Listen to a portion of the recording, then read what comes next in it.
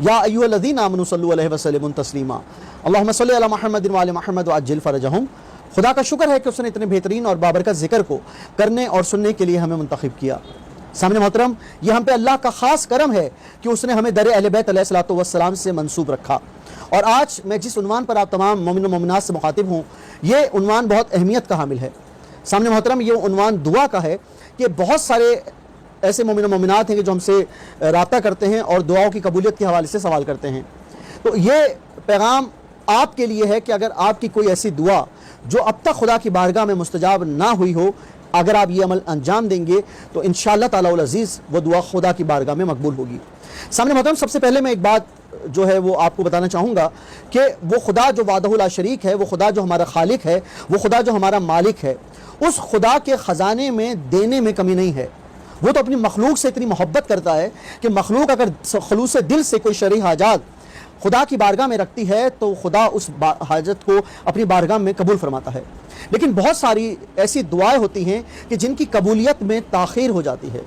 سامنے محترم، اس تاخیر کا مطلب یہ نہیں ہے کہ خدا وہ چیز ہمیں عطا نہیں کرنا چاہتا، بلکہ اس کا دوسرا عمل یہ ہے کہ کیا ہم اس خلوص نیت سے خدا سے وہ دعا مانگ رہے ہیں؟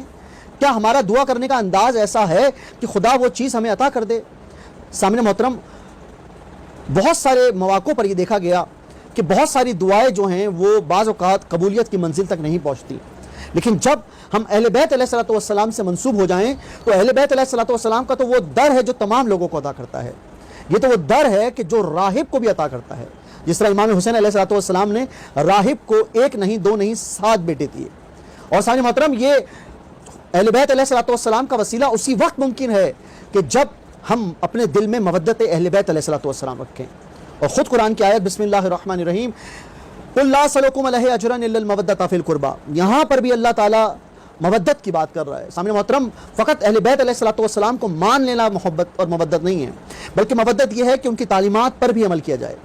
تو آج جو موضوع میں آپ کے سامنے پیش کر رہا ہوں ان تمام مومنوں و مومنات کے لیے کہ جن کی اگر کوئی دعا ابھی تک خدا کی بارگاہ میں مستجاب نہیں ہوئی لیکن آپ اب تک خدا سے دعا کر رہے ہیں، تو آپ کو ایک ایسا عمل بتاؤں گا کہ انشاءاللہ تعالی العزیز آپ کی وہ دعا خدا کی بارگاہ میں جلد از جلد مستجاب ہوگی۔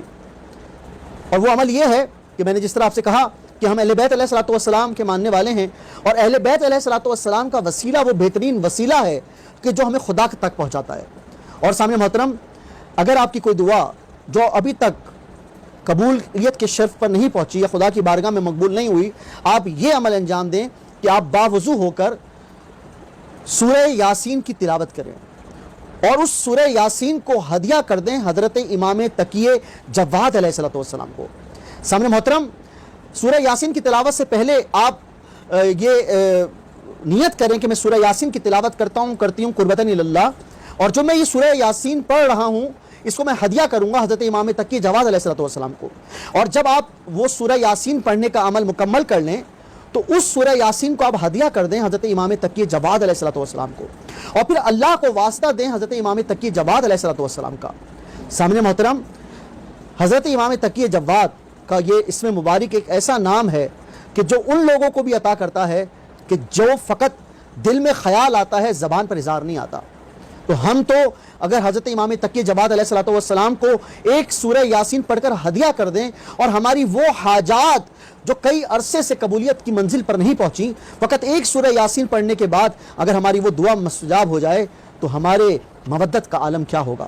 سامنے محترم، آئیے، اگر ایسی کوئی دعا ابھی تک خدا کی بارگاہ میں مستجاب نہیں ہوئی تو آئیے سورہ یاسین کی تلاوت کریں، اور سورہ یاسین پڑھنے سے قبل کہ میں سورہ یاسین پڑھتا ہوں قربتاً اللہ، اور جو میں یہ سورہ یاسین کی تلاوت کرتا ہوں یا میں ہدیہ کروں گا حضرت امام تقی جواد علیہ الصلوۃ والسلام کو، اور جب سورہ یاسین کی تلاوت مکمل ہو جائے تو اس کو ہدیہ کریں حضرت امام تقی جواد کو، اور پھر اللہ سے واسطہ دیں اللہ کو حضرت امام تقی جواد کا، اور اپنی دعا کو آپ مانگیں۔ انشاءاللہ تعالی اللہ تعالیٰ بحق امام تقی جواد علیہ الصلوۃ والسلام آپ کی اس دعا کو مستجاب کرے گا۔